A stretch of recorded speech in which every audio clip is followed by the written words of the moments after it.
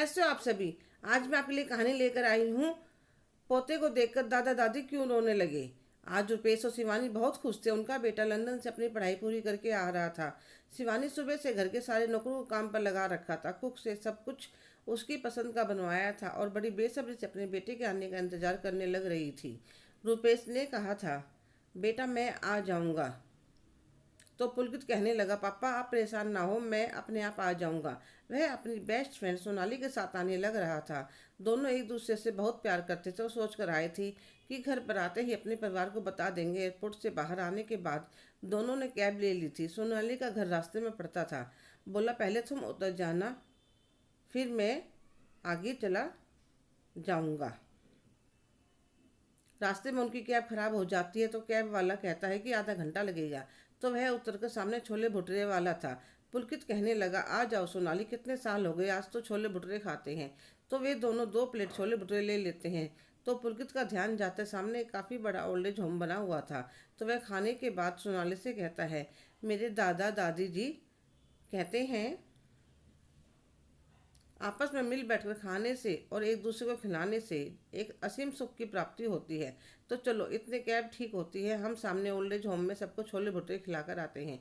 और छोले भटूरे वाले से बोलता है कि आप अंदर छोले भटूरे भिजवा दीजिए। वह अंदर भिजवा देता है। पुलकित और सोनाली सबको अपने हाथों से परोसते हैं। पुलकित एकदम से वहाँ अपने दादा दादी को देखकर हैरान हो जाता है।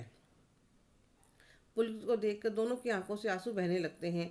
उसे गले लगा लेते हैं। हमने तो उम्मीद ही छोड़ दी थी कि जीते जी तुम्हें देख पाएंगे कि नहीं, पर दादाजी दादी जी आप लोग हरिद्वार में थे, यहाँ कैसे आ गए।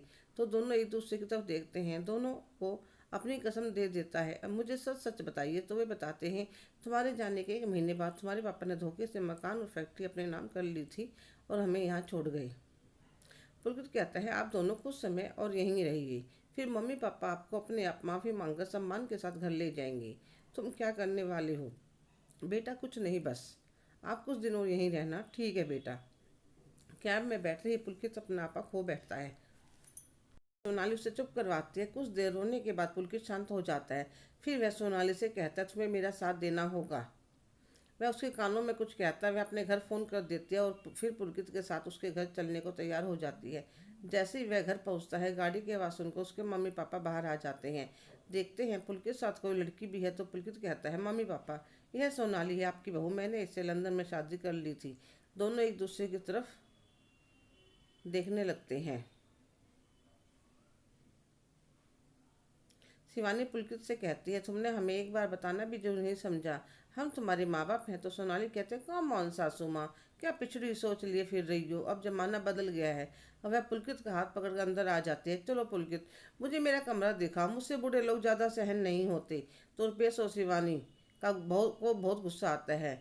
वह पुलकित को कुछ कहते उससे पहले पुलकित बोल उठा, मम्मी बहुत तेज भूख लगी है, खाना लगा दो। हाँ बेटा लगाती हूँ, सब कुछ तुम्हारी पसंद का बना रखा है।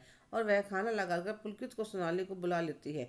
सोनाली खाना खाने लगते हुए कहती है, पुलकित तुम्हारे घर में कितना ऑयली फूड खाते हैं, तुम्हारी माँ तो लगता है बिल्कुल ही गंवार है। शिवानी को बहुत बुरा लगता है कि पुलकित उसको एक बार भी नहीं रोक रहा है कि मेरी माँ के बारे में ऐसा मत बोलो। दोनों खाना खाने के बाद अपने कमरे में चले जाते हैं। शिवानी रोने लगती है। कितने साल बाद बेटा आया है, पर देखकर तो लगता है ये हमारा पुलकित है ही नहीं, कैसे इस लड़की का गुलाम बन गया है। रुपेश उसे चुप करवाते हैं। शाम को वह घूमने चले जाते हैं। पति पत्नी दोनों रात को इंतजार करते करते सो जाते हैं और वह देर रात तक आते हैं। ऐसे ही कई दिन निकल गए। शाम को पुलकित अपने पापा के पास कुछ कागज लेकर आता है। पापा, इंडिया में मेरा ट्रांसफ़र हो गया है और इसमें आपके साइन भी लगेंगे। मेरे साइन? वह हाथ में पेपर लेकर पढ़ने लगते हैं और कहते हैं, यह कोई नया रूल आया है क्या?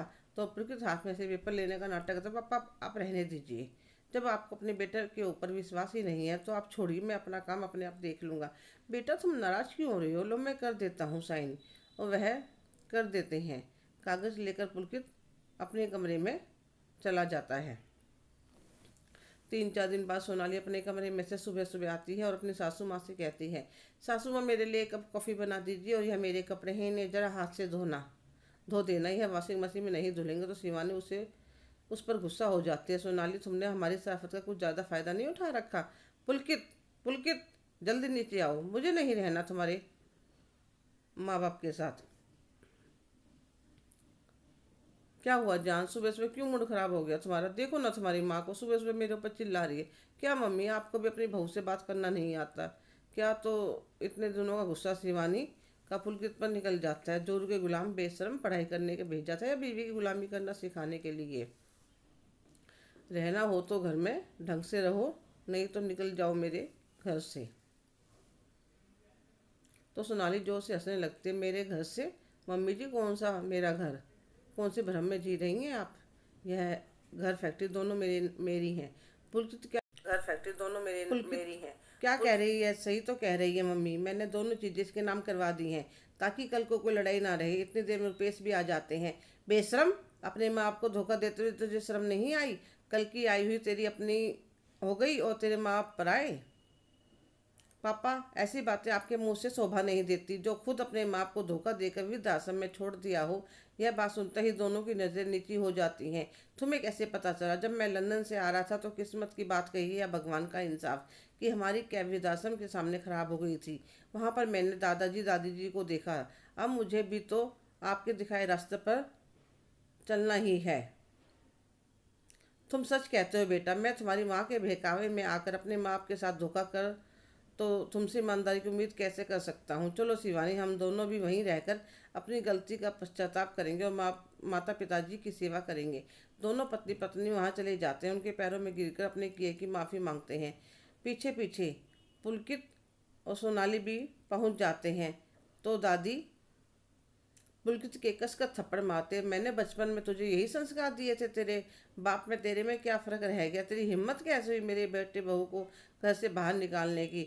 तो पुलकित उनके चरणों में बैठ जाता है। दादी जी, ना तो मैं घर अपने नाम करा है, ना मैं ही शादी करी है।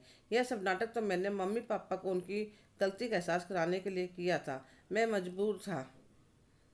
हमने जब भी इनसे बदतमीजी करी, उल्टा सीधा बोला। आप सोनाली से पूछिए, हम दोनों अंदर कमरे में जाकर कितना रोते थे।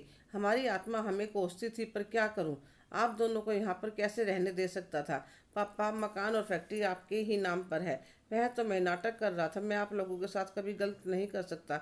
मैं आप दोनों को बहुत प्यार करता हूँ। वह अपनी माँ शिवानी के गले लग जाता है। तुम सही कह रहे हो बेटा, अगर तुम हमें कहते तो शायद हमारी समझ में नहीं आता, पर जब जब इंसान के खुद के ऊपर पड़ती है तब भी वह समझ पाता है। पुलकित या सोनाली माँ, हम एक दूसरे को पसंद करते हैं और यह सोचकर आए थे कि आपको इसके सब मम्मी पापा को बताकर शादी की बात करेंगे, पर यहाँ दादा दादी जी को देखने के बाद हमें यह नाटक करना पड़ा। सोनाली भी दोनों कान पकड़कर खड़ी हो जाती है। मम्मी जी, मुझे माफ़ कर दीजिए। नहीं करूँगी, अब तो तुझे ही अपने घर की बहू बनाऊँगी। अब तुम्हें हमारी सेवा करनी पड़ेगी। फिर सारे अपने घर वापस आ जाते हैं। हेलो दोस्तों, कैसे हो आप सभी? आज की कहानी आपको कैसी लगी? कमेंट करके ज़रूर बताइएगा। अगर आप मेरे चैनल पर नए हैं तो लाइक, शेयर, सब्सक्राइब